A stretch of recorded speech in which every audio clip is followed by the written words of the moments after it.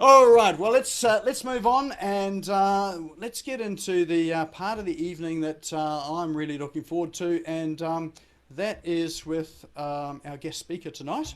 And his name is Paul Bottrell. So I'll give you a bit of an introduction to Paul. If we can just bring up the desktop here. Okay, and okay. Hopefully you can see my. Can you see my screen? Yep. Okay, great. All right, so this is Paul. So Paul runs a global company in the financial services industry, and tonight he's going to talk about how to grow a seven-figure global business from home in t-shirts and jandals. And as you can see with that word jandals, he is in New Zealand. He is another Kiwi. And why the crisis and why the current crisis has been a gift.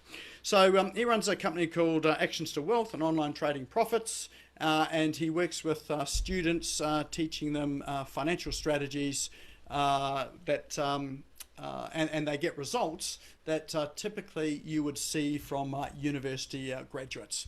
So he's got a really interesting program. It's been interesting working with him, and he's going to talk to us tonight. Not so much about the financial side of things and financial strategies, but about his business and how he's sort of grown and managed his business, which is a global business. He's got people that he works with in New Zealand, Australia, Singapore, and over in England. And he's got his head office in, I think it's his head office in Singapore. That's where the operations all run from. So welcome, Paul. Hey, Nick, thank you very much. Nice to be here. Excellent. All right. Well, we'll run this a little bit of interview style. So, I mean, this is a bit more off the cuff, as I say, because we weren't expecting this tonight. So it's good that that Paul's here and is able to share with us. So tell us a wee bit about how you got started in business, and you know, what were some of the some of your initial goals and objectives with the business, and why you got into it. Cheers, Nick. Look, I started in real business many years ago in New Zealand. I ran a little sports centre. I used to play there, and eventually I bought a share of it and ran it with a business partner for a while, and we sold that to travel overseas. And when we were traveling, I went to Denmark, and when we were in Denmark, I learned to trade foreign exchange. And I spent some time in London where I sort of got a bit better at trading and teaching people to trade and trading larger amounts of money. And then we went off to Singapore. And when I was in Singapore, a friend, one of my clients, asked me to if he could trade with me. He was on a personal development course, and asked me if he could trade with me and whether we could teach some people in Singapore how to trade. So we traded together for a while, and eventually we taught his friends and family how to trade foreign exchange, and from there we grew Actions to Wealth, which is now perhaps the premier forex trading education business in Asia. So that's an interesting business, isn't it? Because forex trading hasn't really got a terrific name amongst people out there, and there's some interesting operators in that field as well too. So tell us what what your challenges were with that, and how you coped with all that to so that you could stand out and it was a bit different. Yeah, look, it's a really good question. One of the first things we had to work out was how we were going to compete in a market where 90% of the people are telling blatant lies to try and get business, and we didn't want to do that. And how we were going to do that. And look, it's an interesting challenge, and there's still a number of pretty interesting people in the industry. And we like everything, I think, in business. I didn't think that there was one way of dealing with it. We deal with it in a number of ways. As you know, we offer a live trading account, and we pay the losses for our traders for life, people who trade with us. So it separates us out from other traders. I mean, people who are scams don't pay the losses for their clients. I mean, the losses for many of the people who are trading gurus out there in the world, their clients would be losing at the moment, millions of dollars a month. So they can't stand in the losses. And by jumping in and agreeing from very early that we would provide live accounts for clients and we would pay the losses, we separated ourselves out a lot from the competition. To be fair, the competition didn't like it very much. And, when you're working in different cultures, it's a really different thing. The opposition we have in Singapore have stood outside our building, handing out flyers, trashing us. They tried to buy my marketing company to stop them promoting me. They even threatened our families. They've done some they they've got people with masks on YouTube trashing us. You know, so they literally pay people to put bad publicity out about us. And look, I think we decided really early that instead of putting our energy into worrying about that we'd put our energy into becoming better and better at what we did. And that would slowly widen the gap between them and us, that we'd continue to get better and they'd continue to focus on us. And in all honesty, the company who we sort of replaced as the education company in Singapore for Forex trading, they seem to spend more energy worrying about us than they do actually learning or teaching anyone how to trade and make any money. So that's really put a lot of distance between us and them over time. And look, it's been a challenge, and not the kind of challenge that I would have expected in Australia, New Zealand, and our cultures. And I was very lucky as part of this process, I guess, that I had a local Singaporean business partner who had experience of working in the culture and understood how to deal with it all. You know? Wow, that's quite a challenge. I mean, when you just can't let these things, Nick. At the end of the day, these guys were scamming people out of a lot of money, and you just can't let them keep doing that. You have to be prepared. And the way Roy got me to run my business, the way he got me to do education with him, was to show me videos of these guys and what they were saying, and to the point I just couldn't not do something about them. So we knew when we took them on there'd be problems, but you know, we also knew that what they were doing was genuinely bad, and that we could offer a far better option for people. So by the sound of things, your competitors there are offering education which is like pseudo education, so it's not really education at all, and not really sort of caring too much about whether people make money or lose money, just worried about the profits for themselves.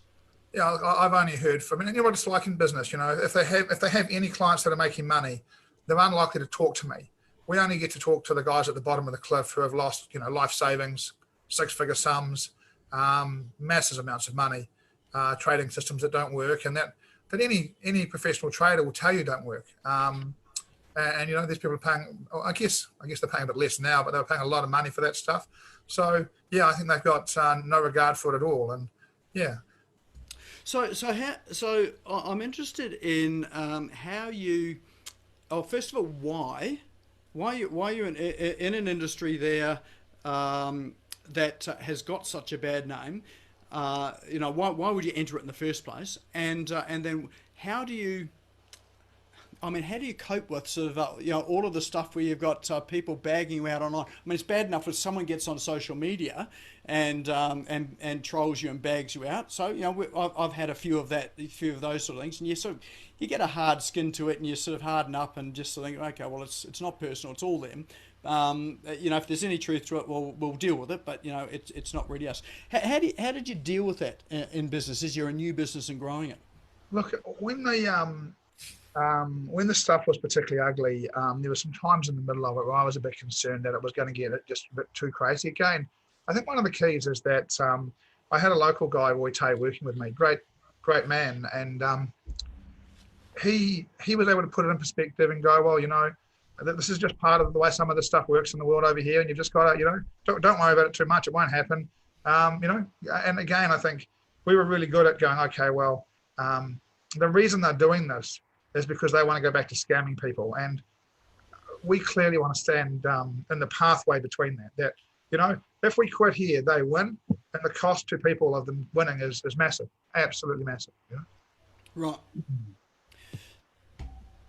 So one of the strategies you had there was your risk reversal strategy, and you know, we hear about that in online marketing and in business, you know, to help people to buy, but you've got quite a unique risk reversal strategy. Tell us how you came up with that, and what sort of impact that's had. Oh, there we go. I'm back. Look, we do a trading program where, you know, as an example, we've got the standard kind of selling program. You come and do a session with us, and from there you go on to an event. From the event, there's a mentorship program, and at each level, if you pay $500 to join us, we give you a trading account with $500 value. You trade that, and if you lose, we fill it up again for you. And if you win, we split the money with you. And really, that was the last piece of the puzzle for me. When we were doing this, you know, the truth is, we're different from a lot of the operators. I run a licensed fund in Singapore. We have people who work with us who trade for $1 trillion funds in the US. We're not the cowboys down the road. So it sort of meant that we always knew that we were going to be. The question was, why do we do it? We did it to differentiate ourselves from the opposition. And I think as well that when you're in business, if you've got to make some fundamental decisions, I think. And if you want to be one of the crowd, then have an offer that's like the crowd. And if you really want to stand out and have a business that creates a different degree of success, you've actually got to be prepared to go a step further than anyone else. And you've got to go, look, no one else will take this risk because they're not as good as we are. So we can take this risk. And don't get me wrong, we can, in the background, we do hedge this stuff. We don't just take on all the loss of traders. We do hedge away some of that stuff. But we knew that our stuff was good enough that we were never going to get into massive trouble doing it. People who trade the way that we trade were never going to get in a lot of trouble from doing it. But that, again, that people who were scamming couldn't take the risk. They couldn't stand in that space at all. So it was actually a really easy decision. And so why we did it was because Roy asked me for quite a long time to do trading education in Singapore. And I refused. And my reason for refusing was that I felt that trading is a very corrosive thing. And it has a bad name because it is a very corrosive thing. And even people who do it really well and are taught it really well, greed can dominate them. And even if you do an amazing job of teaching somebody, greed can consume them and they can make mistakes and they can lose a lot of money. And I told Roy that I wasn't prepared to teach people knowing that even if we did a great job and even if we taught the stuff perfectly, that 2 years down the track, they could fall to pieces and lose their life savings. That it was a risk that I couldn't live with, And this was our way of making it so that we could do this in good conscience, knowing that people weren't going to destroy their lives. So that's a pretty bold move in the sense that, if someone pays you $500, you're effectively giving them that $500 back to go and follow your program. Yeah, look, and I think that there is a slight difference, and we explain this a bit in the program, that the money behind these accounts sits in what's called an omnibus account. So I don't put $500 into every account. I put a large amount of money into an account in the middle, and that feeds all the accounts. So I don't actually have to front up every individual account with the exact amount. I've got to cover on behalf of the broker the risk and the margin. Right. So in terms of your well, actually, the first thing I would like to just ask is for people that are here on the call, if you think about a risk reversal like that your competitors are just not prepared to offer or can't offer, what sort of risk reversal could you give in your business that would just stand you out streets ahead of everybody else? Like this one here. If they pay you $500, they've effectively got $500 to play. In fact, yours is not just that, is it? I mean, if they pay you $3,000, they get a $3,000 fund. So it's by it's Look, it is substantial. Only in the last couple of years changed it. I mean, so nowadays the highest they can get from us as an initial trader from us is $25,000. But for a long time we had it every time they made 10%, we'd lift their accounts up. So we've got a bunch of people trading six-figure accounts of our money. And it just got to the point where the risk on that stuff just became too high for us. We didn't really want to sit in risk on $200,000, $300,000, $400,000 accounts. So we changed the system back to make it a little bit safer for us. But it still does the same, at sale point, it still does the same thing. And all that happens now is if you get to a $25,000 account and you make some money, with discretion, I can offer you a bigger account. But you can't have a contract saying you get one. So it's back in my hands choosing where I give that extra risk.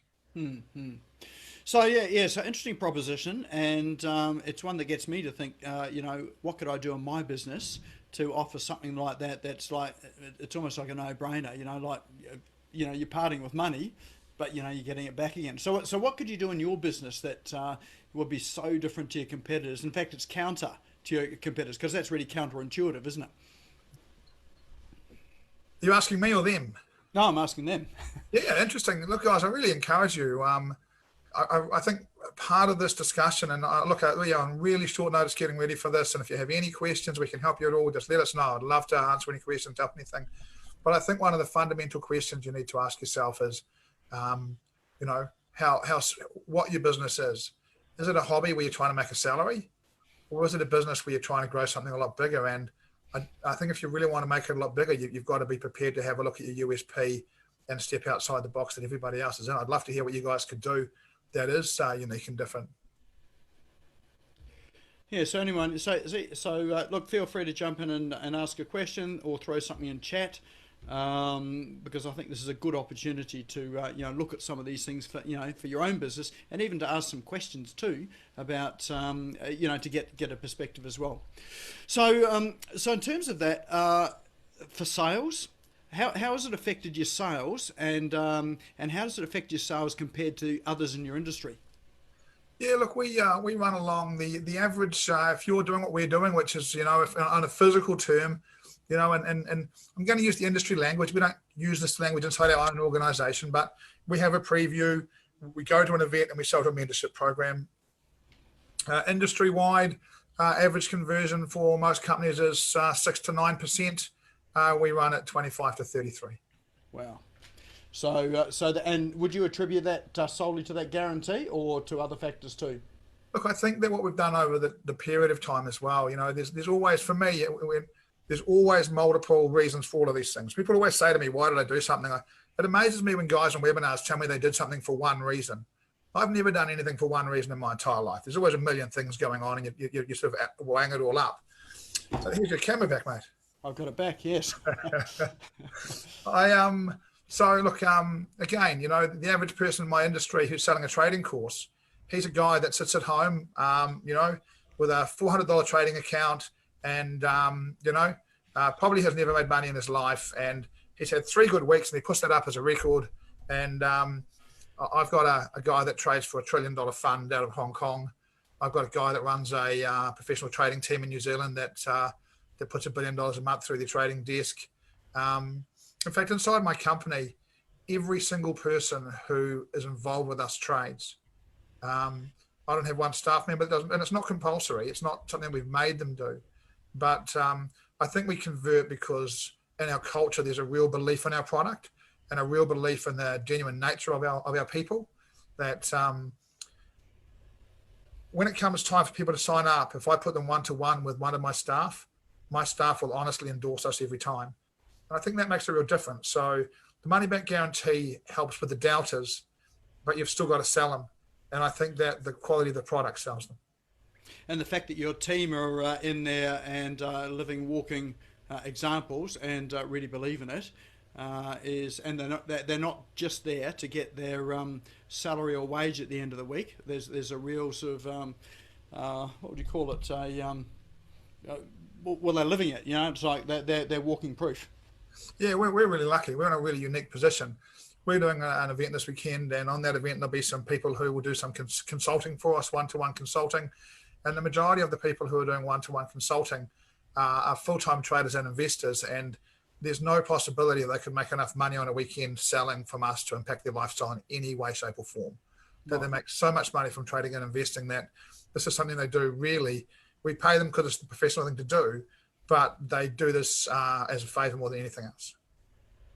So, and it's a good testament to, I guess, to your system and to what they've learnt from you as well. Yeah, I think it's one of the things, Nick. People always say that, and it's a very generous and nice thing to say. And I'm still the best trading coach in our organisation. But what we have done is create a culture where, as an example, and guys, if we're talking about stuff that's of no interest, let us know, because we'll talk about some stuff that's of his interest. But one of the things I do every year is I take, we take our platinum mentorship students and my trading team. We go away for a week and we trade together. And there's a huge emphasis at that event on us as a team. For instance, we don't sit in one area and the clients sit in another. We sit with them. We go to dinner. They sit between us. We're a very inclusive organisation. But at that week where we trade together, our guys learn more from trading with each other than they could learn from any other source on the planet. When you're sitting in a room with a guy who trades $1 trillion fund, and you're sitting in a guy with institutional traders all over the place, and they're sharing openly with each other, you learn a lot of stuff. And the value of the education that sits inside my company is 10 times my knowledge. It's the knowledge, it's the combined knowledge of a lot of people who have worked together to create a program that's that's pretty inspirational. And so I think one thing that I always know when that the opposition dudes are criticising us on social media, because they use the same expression for me every time. It's not very pleasant.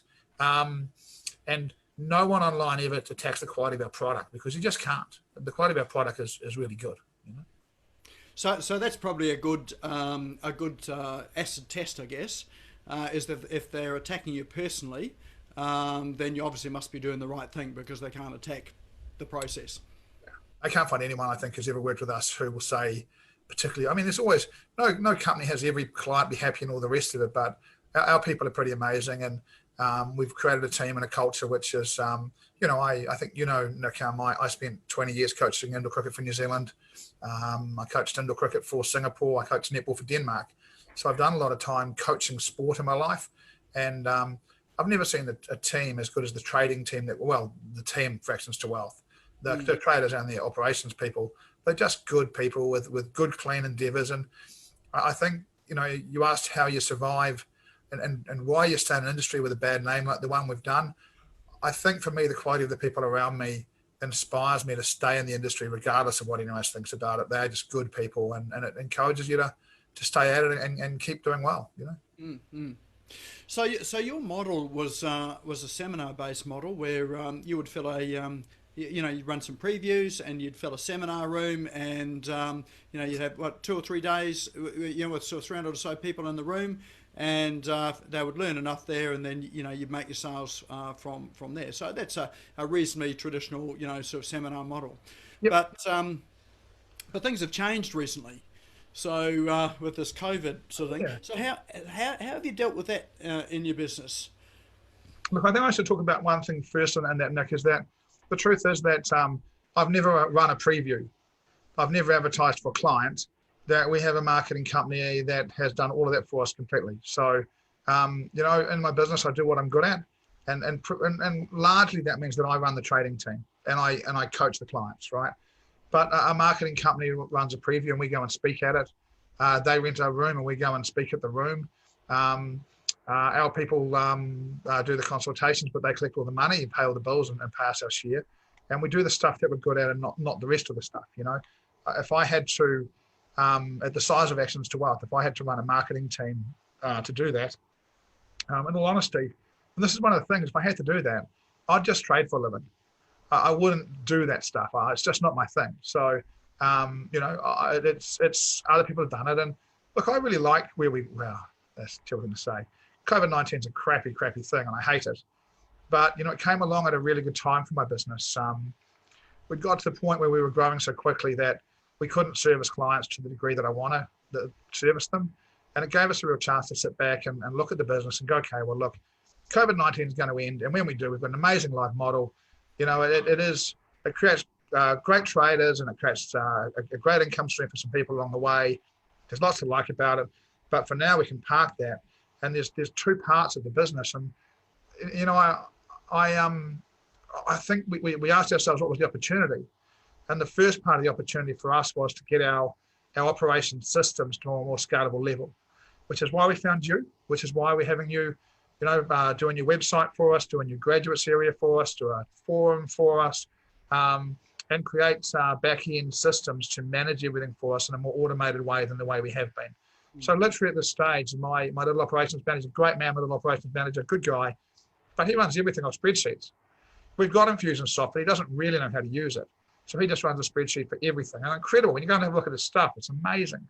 But we can't scale from that spreadsheet, So we're spending a gap looking at how to make our business ready for the next step. And that also as part of that, we've stepped away from some degree. I'm not quite sure what you're going to challenge, Evan, but you're welcome to tell me what that is, and I'll have a talk about it. So we've worked a lot on trying to make sure that the systems are better, so that when it's time to scale, we can scale easily. And we've also moved online and started an online program, and we do that partly with our same marketing company and partly stepping outside. Really, I'm looking to create a referral type model to take the business a bit more global. We're splattered all over the world, but I wouldn't mind being a bit more all over the world. So we've been developing. Yeah, Erin's the Excel lady. She's a real expert at Excel, so she loves it. She's Okay, very well, good I'll at tell it you, too. you should meet James because he's pretty good Yeah. on it these days, you know. Um, but it just came to the point where, yeah, I mean, what I want, and it's always been the same for me. This is where I think we get back to the business stuff. I was really clear from the sports center days that there were two things I didn't want in my business. I didn't want stock and I didn't want staff. Those two things in business are really hard to deal with. Um, so we run a business model with myself, an operations manager, a head of mentorship, and somewhere around 20 traders. The traders are all contractors. They're not staff as such. They're all contractors. Um, so I try and keep my employed staff very low. I try and be very efficient in what I do, and I want a lot more of my processes automated. And at the same time, I've got to do that inside a company where the culture is about we care about them because we do care about them. So we're trying to automate the back end processes, but make sure there's enough contact and touch points to make sure they know that we're on the journey with them. And we're in the middle of starting to go through that process with you, Nick, and work that stuff in. So we want the processes to be more efficient, but it's really important that we don't lose touch with our clients. And it's a tricky thing because part of education, the way we do it, is that you've got to be really careful you don't make clients codependent. So you've got to teach them, and then you've got to push them away and let them walk. Then you've got to drag them back and teach them some more. You've got to push them away a little bit and let them walk. And so we've got to have systems that work smoothly and give us touch points. But we've also got to make sure they can't turn us into on-call help, because 20 years from now, they've got to be able to trade without me. So we've got to make sure we make independent people. Here's Tracy. Awesome. So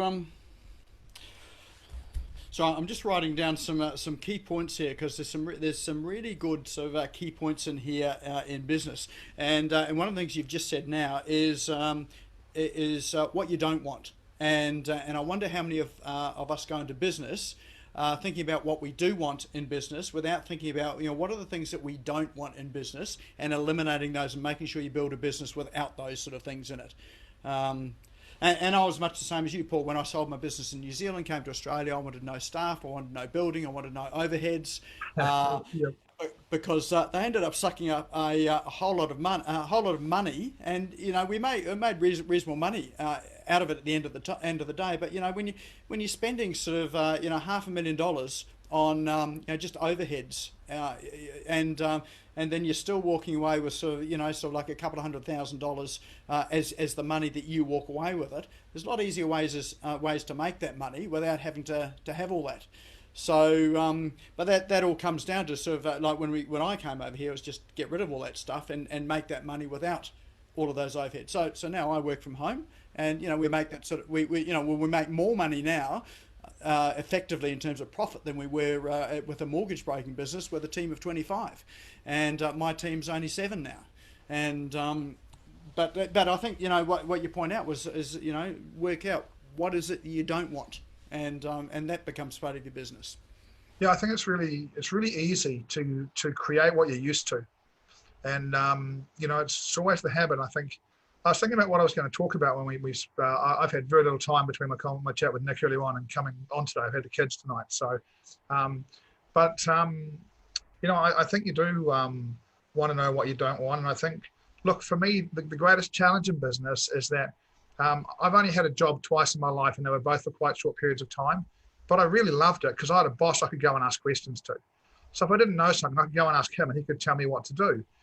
Now, when you're in business, I think the hardest part is that you lack a mentor. I've got a trading mentor, not a business mentor. You're the person who has to answer all the questions, and there's not someone available to you. It's one of the things I really like, Nick. I really like these programs you do on a Tuesday night because it gives business owners an opportunity to access some other resource, some other people that can help them with their problems. And I think for small business owners, this is a big thing. I think, not having that person above you is quite tough. And at the end of the day, you do have to decide what you do want and what you don't want, and get really clear about it, and just make that happen. Yeah. So I would imagine that it hasn't all been plain sailing for you. Oh, there's been some periods that have been tough. We went through the Asian slowdown 4 or 5 years ago, and Facebook changed their algorithm, and there was a period there where my wife came back to New Zealand, and I was still in Singapore, and business was tough. It really was. And anyone, you know, that's been tough, and any year that I coach New Zealand indoor cricket, my business loses a six-figure sum. It's guaranteed. It's one of the reasons that I haven't coached them for the last 2 years, is because I think it has to be unfair on my staff these days. So there have always been challenges, and I think, that's like the COVID-19 thing. It's really easy just to throw your hands up in the air and go, oh, it's too hard, no one's going to spend any money. Or you can go, well, where's my opportunity? And I think business owners learn to ask where the opportunity is, Yeah, yeah. So you've had, in terms of, let's say social media. Social media has been a part of you growing your business, and you've got some strategies in behind that you've used. Do you want to tell us a bit about that? Yeah, look, I think it's quite ironic, and I've got these days it's cut back a little bit, but I think a couple of years ago we had about 105,000 followers on Twitter and about 40,000 on Facebook. I think we're down to about 70,000 on Twitter now, and that's because we didn't post anything for nearly a year. But look, I think that the social media thing for me, because I have a marketing company that sells me, social media for me was only ever about a brand and a little bit of a backstop. We've never used it to make any money, but I wanted to have a proper following. And look, I'll tell you guys exactly what I did, because in all honesty, getting 100,000 followers on Twitter, you can all do, and it's easy. It's not hard. Here's what you do. You find someone who's following you, and you have a look at what else he's following, and you find something similar, and you go and you follow 100 of their followers a day. And at the end of 2 weeks, anyone that hasn't followed you back, you unfollow. And you'll add, if you do 1,000 of those a week, you'll add 100 people a week. It really didn't take us long to get to 100,000 followers on Twitter. And look, in all honesty, I wish we'd been a bit more knowledgeable about how to engage that group. Because all the people who followed us were people who were following other Forex companies or financial services, or look, we started off by going to our brokers and following their followers, and they'd follow us back. And what we found was that as we did that, the followers grew on Twitter, and they followed us on Twitter and then followed us on Facebook. And in those days, we went through a period where I felt that I didn't want to provide my own content for Facebook and Twitter, that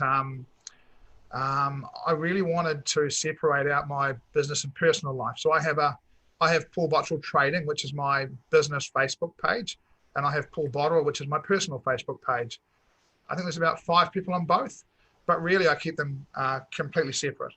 So I wanted the business social media to be the business social media. And I didn't want to spend a lot of time on content, and I'm already a really big guy.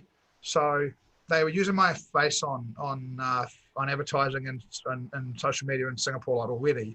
So I was already having a few problems where I couldn't go and have a beer anywhere without having someone want to come and talk to me about Forex trading, which is really nice, apart from when I'm having a beer with friends. I don't want to talk about Forex trading, So I didn't want to do a lot more of that stuff, So we wired up a generic system that just took content from other sites and ran it through our sites. So we copied about 5 sites to our social media sites. And at that stage, anything that was posted to our Facebook, copied to our Twitter. And so it's just an automated process, was it? Yeah. Look, to this day, I had a look before. If you gave me a quarter of an hour, I could tell you the name of the company that do it. But literally, I just went in and the name of the companies that we follow. I can't actually remember any of that right now. But what did happen to us, which is what did cause us some trouble, Facebook and Twitter undid the link. So there was a way previously where you could set anything you posted on Facebook to automatically follow Twitter. I don't think you can still do it. And they untied that link. So then all of a sudden we stopped putting content on Twitter, which is why, and we lost some people because of that. And I think that perhaps explains, I had 100,000 people following me on Twitter, and I didn't even know how to post to Twitter. I don't honestly understand what it is, It's just something that I thought we should have, so we pulled it up. But in my it's a great question. We'll come to that question, Tracy. It's a great question. So maybe there's some lessons there from Donald Trump. Yeah, look, I think one of the things about Donald Trump, one thing that is different is, we put credible, positive stuff up there, and Donald Trump tweets for reaction, and we don't tweet for reaction. We have stuff go, and we have done some got some great comments, Kylie. Look, Kylie, I think if you don't mind, Kylie, I know Kylie from outside of here. I know Kylie from growing up in New Zealand. Arguing the opposite of what I teach. So it's I get growing or following fast, but you're not growing authentic, engaged followers that way. And the truth is, Kylie, that I suggest to you that if social media is your way, that the answer lies, as always, in both approaches. That you can do what I'm doing and get a bunch of people who are interested, and then engage them, and they will engage with you.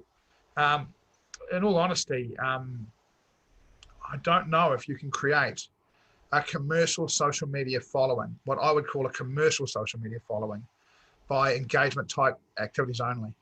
I really have my doubts, Look, at one stage I rang Twitter and said, hey guys, I want to get some more Twitter followers. How much would it cost me to pay you guys to advertise on Twitter and get some more Twitter followers? And they looked at my account and said they'd never seen a Twitter account grow so quick. And they basically said, they wanted like $10,000 to give me like 1,000 followers. And I'm like, I paid this girl $4 to do this for me each day. It's not the way it works. And look, we're just getting back into using that kind of stuff. Look, I've got a question here, and I'm going to read it out again. I love the questions, so please keep the questions coming in. No other my kind. In fact, ironically enough, Kylie, I remember a conversation you and I had on Facebook a while ago, maybe 3 or 4 years ago, before you were doing this. And I know you're really good at what you do. But we were trying to work out why people hashtag things on Facebook. We didn't understand it at all. But we weren't great at this stuff. Someone's asking, what sort of an investment did you have to make with a marketing company, and did they look after all your social media forums? I've never paid the. Oh, great. Yes. Look, I've never paid the marketing company anything. They take a cut out of my income, and look, obviously for commercial reasons, I can't tell you what that cut is. This is going live onto Facebook, etc., and I can't discuss the details of that contract with them. But I've never paid the marketing company for anything. They pay for the marketing, and they take a cut out of the money that they make. Did they look after your social media forums? No, look, they're very good at what they do. They're a company that, and again, I've never been good at marketing. They were very good at social media, getting people into rooms that we could talk to about Forex trading. And we were really good at explaining what we did. And it was just a really good partnership. And look, if you're looking to become a global company, again, I want to be a bit careful what I say here. I don't think I'm going to cause anyone any issues, but I've got to be a little careful. My business partner, Roy, and Calvin, the owner of the marketing company, went to school together. So we had a bit of a head start in creating a relationship with them. They promote us, a very good business guy called Kane Minkus, who's an amazing business mentor, and their own online marketing stuff. And they only really, the three they focus on. We're very lucky to find them. And it's like all business relationships. It hasn't been easy or perfect, but it's been very good for both parties. And certainly, they put through, I'd say, certainly well into the millions of dollars worth of sales for us over the last few years. Can one invest without learning how to trade? Yeah, look, you can. Again, Leora, probably better to send me a message and I'll get back to you on that. I'm involved with a licensed fund in Singapore, but you have to be what's called an accredited investor, and you may be, you may not be, but we can put you in touch with some friends who do that kind of stuff for you without us being directly involved. As a director of a licensed fund, I can't be involved directly in trading people's money outside that fund, but I can put you on to some people who can help you. All right. Any other sort of questions or aha moments from tonight? Has this been relevant for you, in terms of your business? Look, so I need to see if I can correct you because I may have been unclear. Did you say your performance fee is 50% for win? Also, given that trading is a certain personality is successful, even enjoy trading. Look, I'm happy to do some trading questions, but I'm really keen to do a lot of business things. But just to be clear, the marketing company, did I say 50% for a win? I don't think I have said anything about a win. If you work with us, clients take generally 2/3 of profits, about 67%. And again, and we take 100% of the losses. And the split with the marketing company is very different than that. In my mind, I keep the marketing and the trading almost as the one business, but I keep them as sort of as two separate things in my own mind. I think that was probably more related. What you did say, Paul, was about the risk reversal side of things. Yep. That you give them a count and cover the losses. So, which is a pretty unique thing in anything, in any of the financial services world. You're great. Another question, and look, if this stuff isn't clear, please ask. Um, so the question's about the 6 to 9 versus the 20 to 33%. If 100 people go to a seminar live, if you do your average business seminar and they sell a mentorship program in that seminar, out of 100 people, 6 to 9 will join the program. On the events that we run, 25 to 35 will join the program. And what do you attribute that to? Oh, look, I think it's a number of things. Where at times we do have one professional speaker who works with us. He trades as well. So we don't have anyone that doesn't trade. We've got one speaker who's very good, but we've got a really good product and we've got a really good guarantee. And look, really, and you've heard it, Nick, the bottom line for us is at the end of 2 hours, we say, invest this much money. You'll get an account with this much money. We'll pay your losses for life. We'll give you a money back guarantee if it doesn't work. If you're seriously interested in trading Forex, you're going to join. And there's always people in the room that are just there to have a look around, and good on them. That's no problem, right? That's fair. We didn't tell people at the start they can only sit in the seat if they were interested. But really, if you believe us, and that's if people trust us, they sign up because the offer is too good. And that's half the people who don't sign up because it's too good to be true. You're welcome. No problems at all, Disley. We are use MT4.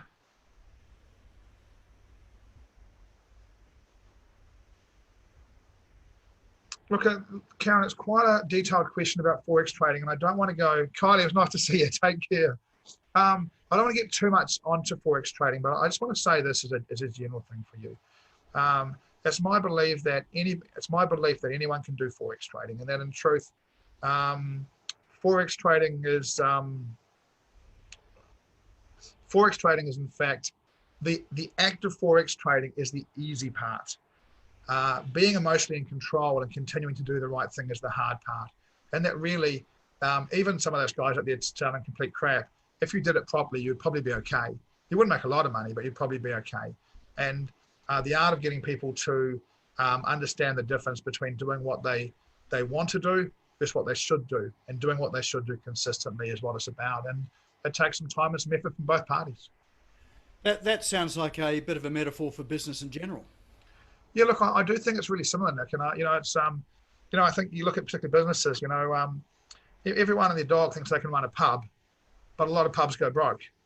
And Forex trading is a bit like that. I think everyone thinks they can do it, and the truth is that people can do it, but I think it does take a little bit of time and effort to become good at it. And I think it's like anything else. People always say to me, can you make me a great trader in 3 days? It's like, well, can you teach me to do your job in 3 days?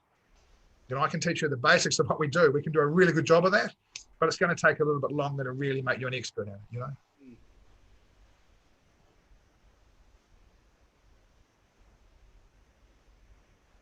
Anyone got any questions? There's lots of trading questions sort of coming through here at the moment, which is good because it's piqued your interest in terms of that. And I'd have to say, if you are interested in learning a bit more about trading, it's well worth going to spending a day with Paul and his team. He runs online. So I think you're running one this week. I'm not sure whether it's a public one or not, but he runs them, and they are. They're very good. Like I sat in on it because we're working with Paul on his web properties, and I would have to say that it was a fascinating program in that I couldn't stop but be involved. I sort of had one eye on what was happening with the technology side of things, the other eye on sort of actually what's happening in the trading sort of things, and I learned a whole lot about it. And I thought, geez, you know what, this is not what I thought it was. So I would have to say, if you're curious about learning about trading, worth actually just going along and spending a day sort of on one of the programs that is when it's available when they're running it.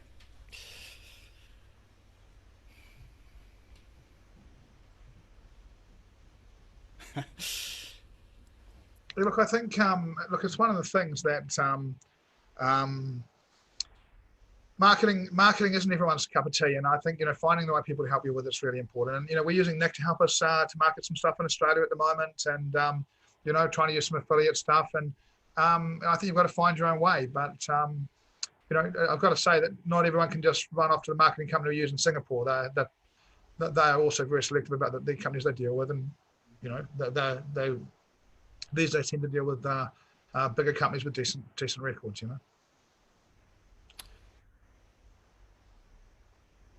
I love the comment about hardest things managing your emotions. So yes, Look, sorry, Nick. Yeah, I remember saying to my team about 6 months ago that all we had to do for the next 2 years was keep our S together.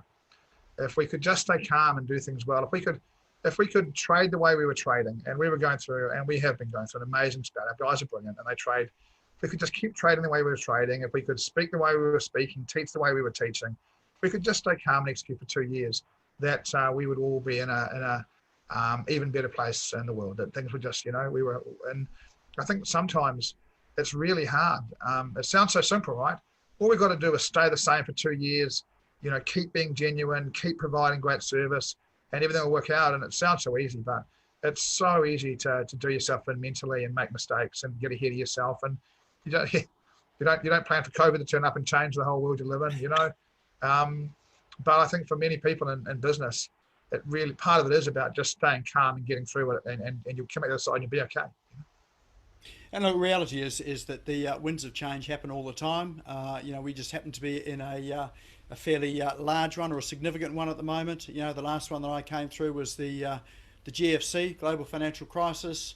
I think in industries as well, industries have their crises in industry as well, which doesn't affect everybody else, but it affects you in your industry. I remember sort of when we're in the mortgage broking industry, there were things that were specific to that industry that happened when we're in it. Like one of the things about mortgage broking is you get trail commissions.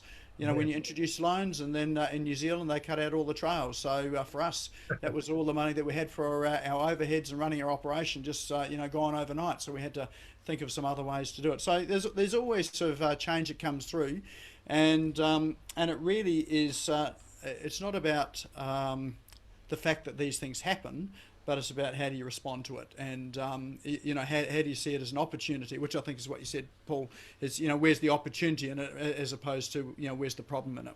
Yeah, I'd like to for the people in Australia, I don't really quite understand where you guys are with COVID. It seems a bit weird from over here.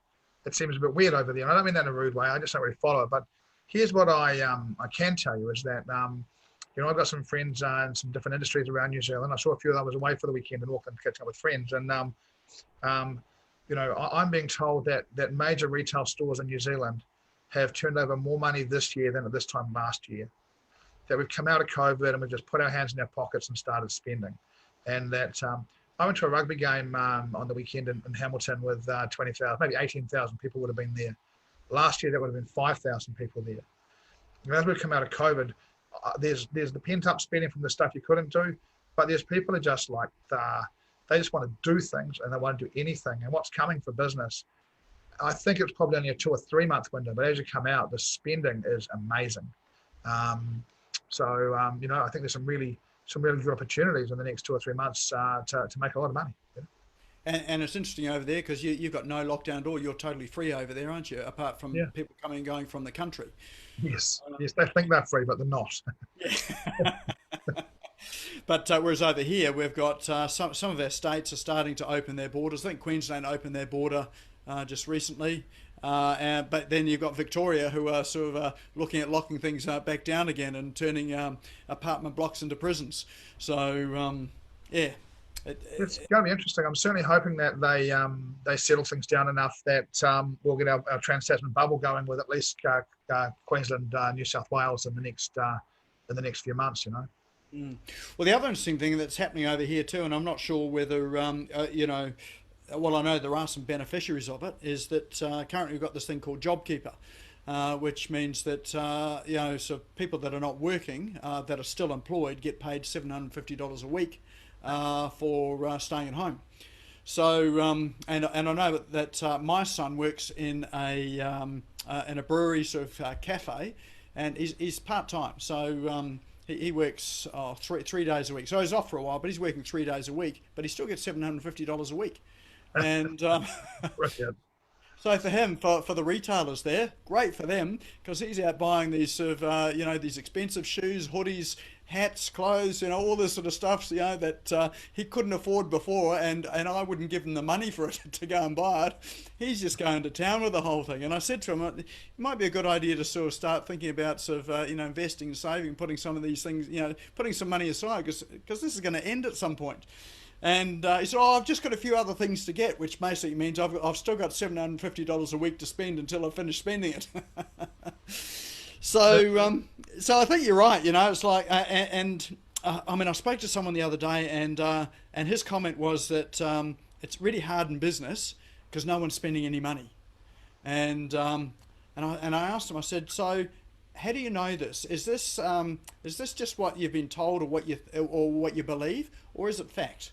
And so I had to really sort of think about that. And so this is someone on the coast here that was just getting into business.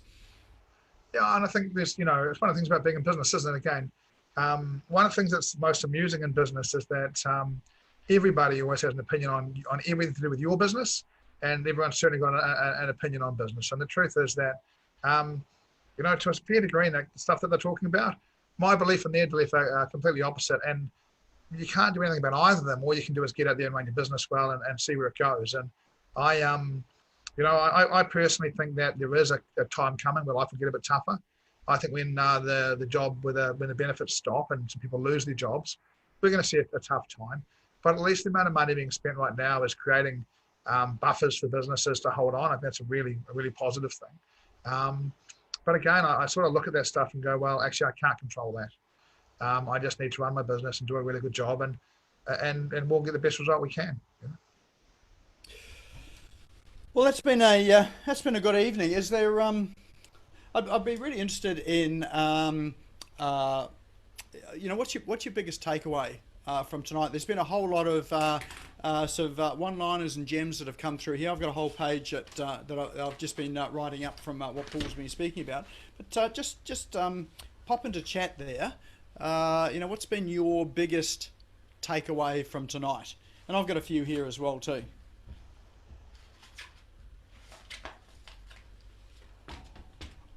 I'll just read out some of them that I've got that I thought are sort of quite pertinent. One is setting your what would you call it? Your what you want in business. So Paul talked about his one was having no stock and no staff. So what is your business not? So defining what your business isn't, and then you can work out what your business is. Ellen was risk reversal, so working out what your competitors are doing and where their weaknesses are, and guarantee against their weaknesses, so that you can offer exactly what people are after, and your competitors can't compete on it. Creating a good culture in the business, so a team that actually believes in the product, and not just turning up day to day to go to the job, but honestly really believe in it because they're using the product. Processes. So the difference between having good processes yet keeping that personal connection with all of your clients and customers. One of the big ones was just doing what you're good at. I think so many times in business we do everything in business, but just focus on the things that you're good at. Pay other people to do the things that you're not good at. And I think you said a couple of times, Paul, but I think it's important too that you've got mentors and coaches. How many people here have mentors and coaches to help you? So I've got 3 at the moment, and it doesn't stop at just one, but 3 for different purposes. And emotions. So that whole thing about keeping your emotionality in control. So business is. Part of it is actually knowing what to do. The other part of it is just controlling what's happening sort of emotionally and mentally.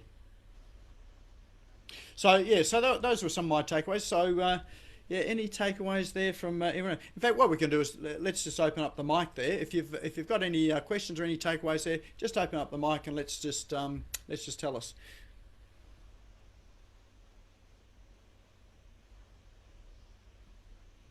Paul, thank you.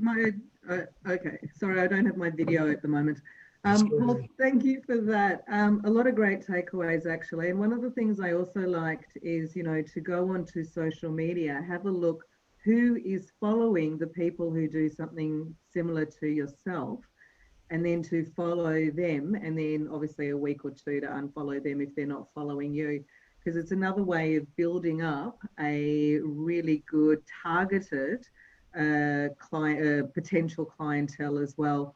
I know people who do a lot of stuff in regards to that on their business, on their Facebook profile, but I think your way works a lot better because it's a lot more targeted. Cheers, Debbie. Thank you. No, thank you. All right. Someone asked, Desi asked, is the recording, will it be available? It was live streamed to Facebook tonight. So if you go to the Business Owners Smashing It Online Facebook page, if you're not a member, go and join it, and it'll be there for posterity. Martin, you talk about mentors, and I think having the right people around you is hugely important. And I'm really lucky because I run a team where there's a bunch of people who are completely financially independent, so they don't rely on me for anything. So they've got no agenda in this apart from to tell me what they think honestly. It's a great place to be. If you were looking at a mentor and they wouldn't sit down with you for an hour and explain their services and go through what they're good at, then personally I probably wouldn't be interested in having a discussion with them. So I think you're right that you can go a long way down the mentorship pathway and find you've got the wrong guy. But I think what you need to do is ask some questions at the start and make sure you try and get the right guy. And I think part of that again is to get really clear. I'll never, it's like your staff. For me, I'm never going to employ someone who's a create business dude. I'll run out and create the business. What I employ is the people behind me who tidy it all up and make it all work, because I'm really bad at execution and they're really good at execution. So I think you've got to be careful that you don't find a mentor, first of all, that's the same as you, because he's got limited value to you if he's the same as you. You want to find a mentor who's got some differences to you.